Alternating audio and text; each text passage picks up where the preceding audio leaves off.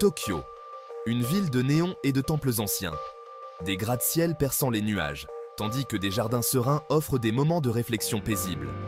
L'ultra-moderne et le traditionnel coexistent dans une harmonie vibrante, parfois discordante. Au milieu de ce paysage dynamique, un monde caché existe. C'est le monde des sectes japonaises. Ces groupes, souvent entourés de secrets, offrent à leurs adeptes un sentiment d'appartenance et un but. Mais sous la surface se cache une réalité complexe et souvent troublante. Nous allons voyager au cœur de deux groupes contrastés. La Soka Gakkai, connue pour son activisme pacifique, et Aum Shinrikyo, tristement célèbre pour son attentat terroriste meurtrier. À travers ces histoires, nous allons découvrir les facteurs complexes qui attirent les individus vers les sectes et examiner le fragile équilibre entre la liberté religieuse et la nécessité de protéger la société contre le danger.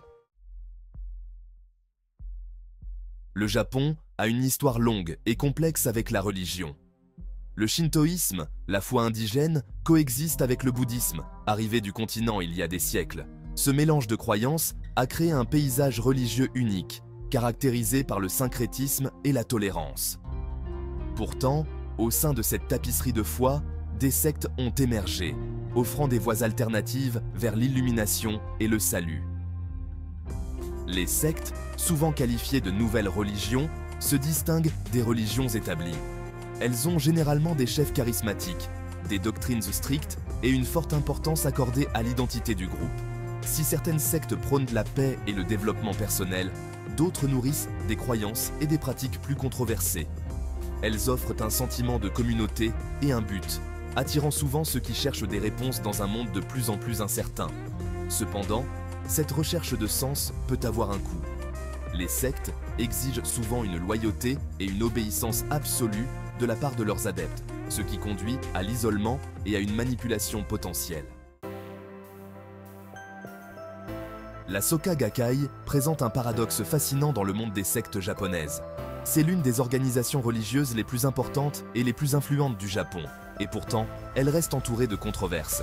Fondée en 1930, la Soka Gakkai promeut une forme de bouddhisme qui met l'accent sur l'autonomisation personnelle et l'engagement social. Contrairement à la nature recluse de nombreuses sectes, la Soka Gakkai encourage ses membres à participer activement à la société. Ils sont connus pour leurs services communautaires inlassables, leurs événements culturels dynamiques et leur plaidoyer en faveur de la paix et des droits de l'homme. Ces efforts leur ont valu à la fois l'admiration et la suspicion. Les ambitions politiques de la Soka Gakkai ont particulièrement attiré l'attention. L'organisation a fondé un parti politique, le Komeito, qui est devenu une force importante dans la politique japonaise. Malgré les controverses, la Soka Gakkai continue d'attirer un public nombreux et diversifié. Son message d'espoir, d'autonomie et de responsabilité sociale trouve un écho auprès de nombreuses personnes, en particulier celles qui recherchent un sentiment de communauté et un but dans un monde en mutation rapide. L'attentat au gaz sarin perpétré en 1995 dans le métro de Tokyo a choqué le monde entier. Les images de voyageurs s'effondrant, à bout de souffle, sont à jamais gravées dans notre mémoire collective.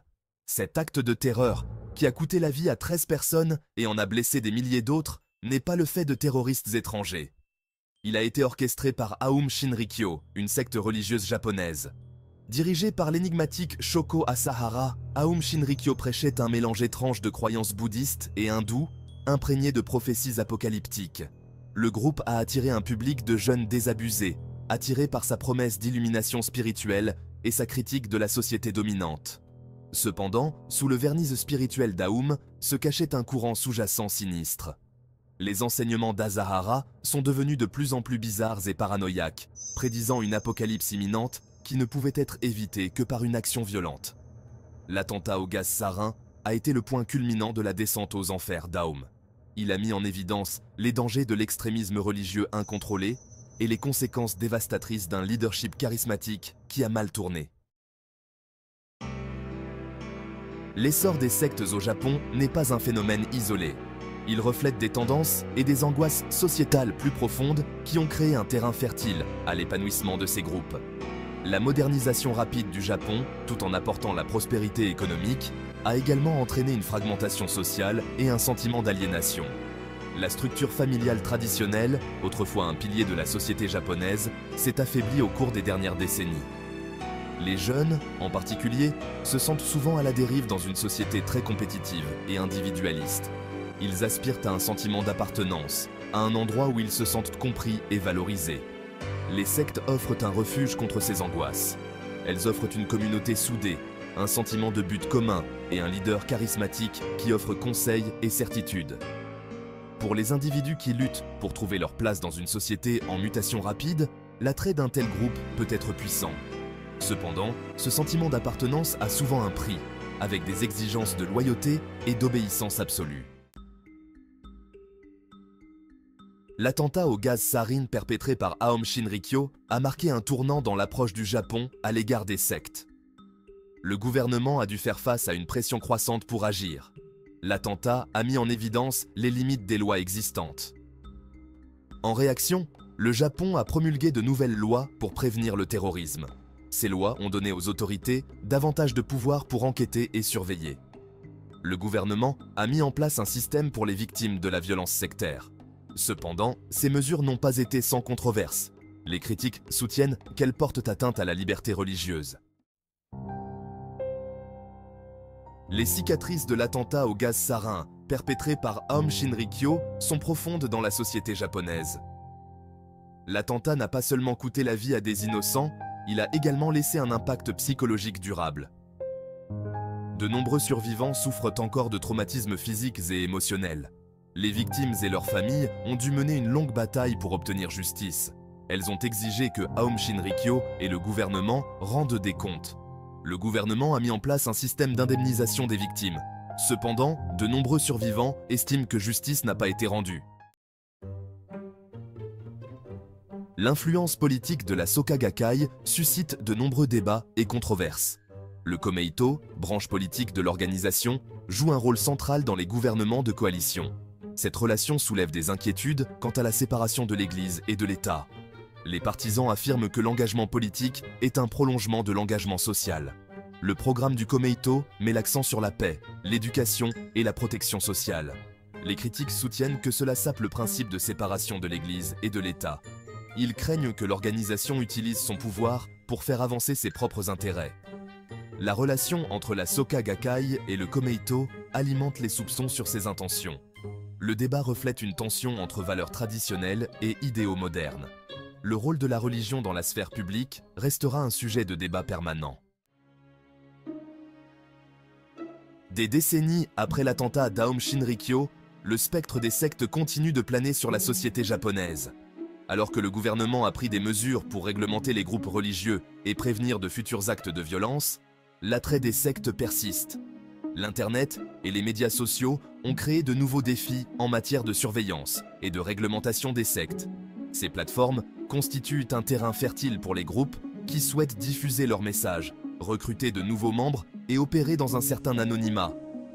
Malgré la prise de conscience accrue des dangers que représentent les sectes, de nombreux Japonais continuent de les considérer avec un mélange de fascination et de crainte. Le souvenir culturel d'Aum Shinrikyo nous rappelle brutalement le potentiel de violence et de manipulation au sein de ces groupes. Cependant, l'attrait persistant des sectes suggère qu'elles continueront de faire partie du paysage religieux japonais dans un avenir prévisible. Le défi reste de trouver un équilibre entre la vigilance et le respect de la liberté religieuse. L'histoire des sectes au Japon est avant tout une histoire de vulnérabilité humaine et de recherche de sens dans un monde en mutation rapide. C'est un rappel que même dans une société technologiquement avancée et riche, les individus peuvent se sentir perdus et seuls. Le défi pour le Japon, comme pour toute société aux prises avec la présence de sectes, est de trouver un équilibre entre le respect de la liberté religieuse et la protection de ses citoyens contre le danger. Cela exige non seulement des lois et une application de la loi efficace, mais aussi une compréhension plus approfondie des facteurs sociaux et psychologiques qui rendent les individus vulnérables. S'attaquer au problème des sectes nécessite une approche multiforme qui englobe l'éducation, le soutien social et la volonté de créer une société où les individus se sentent valorisés et connectés. Ce n'est qu'en s'attaquant aux causes profondes de la vulnérabilité que l'on peut espérer atténuer l'attrait des groupes qui exploitent la peur, l'isolement et le besoin humain d'appartenance. La question de savoir comment protéger les personnes vulnérables tout en respectant la liberté de croyance reste posée. Pour plus de contenu fascinant sur le Japon, abonnez-vous à notre chaîne Neon Vibes et activez les notifications. Le monde des sectes japonaises est une tapisserie complexe et multiforme, de l'activisme pacifique de la Soka Gakkai à l'horrible violence perpétrée par Aum Shinrikyo. Ces groupes reflètent la diversité des croyances humaines et le pouvoir durable de la foi. Pour comprendre l'attrait des sectes, il faut dépasser les explications simplistes. Il faut se pencher sur les facteurs sociaux, culturels et psychologiques. Il faut reconnaître le besoin humain d'appartenance et de certitude. Le Japon doit trouver un équilibre entre la liberté religieuse et la protection de ses citoyens. Pour plus de vidéos fascinantes sur la culture japonaise, abonnez-vous à la chaîne Neon Vibes. Merci de votre soutien.